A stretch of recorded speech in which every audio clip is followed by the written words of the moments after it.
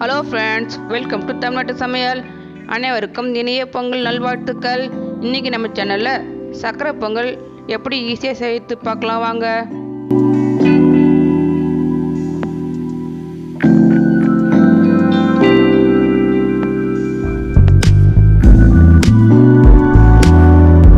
நான் இன்றைக்கி 1 கப் பச்சரிசி, 1/2 கப் பைத்தம் பருப்பு, 10-15 முந்திரி பருப்பு, 5 காய்ந்த திராட்சை எடுத்துருக்கேன், ஏலக்காய் பவுட்ரு,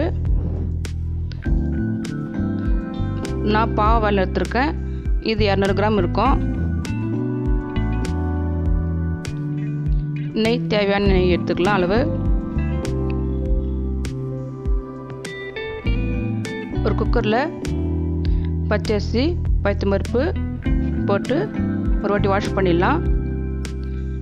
நான் 1.5 கப் அளவு எடுத்துருக்கேன், அதனால் 4 கப்பு நான் தண்ணி விடுறேன். 4.5 கூட விடலாம், கொஞ்சம் தளன்னு வரும். நான் கொஞ்சம் கட்டியாக வேணுறதுக்காக 4 கப்பு விட்டு சும்மா ஒரு சிட்டிக்கு உப்பு போடுறேன்.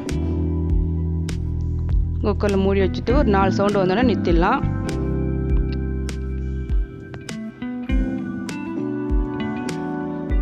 இதை எடுத்து பார்க்கலாம், முடிஞ்சிச்சு. இது மாதிரி கட்டியாக வந்திருக்கு.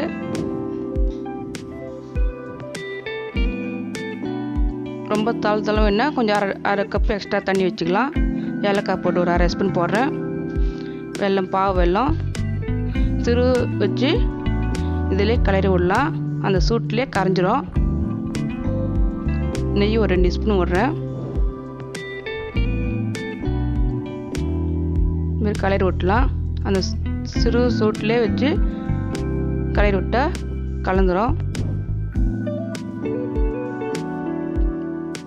ஒரு வானலில் 3 ஸ்பூன் நெய் விட்டுடலாம். நெய் சூடான அப்புறம் இந்த முந்திரி பருப்பும் காய்ந்த திராட்சையும் போட்டு வறுத்துடலாம். இதில் ஊற்றி கிளறி விட்டுலாம். நல்லா வந்துச்சு, நல்லா டேஸ்ட்டாக இருக்கும்.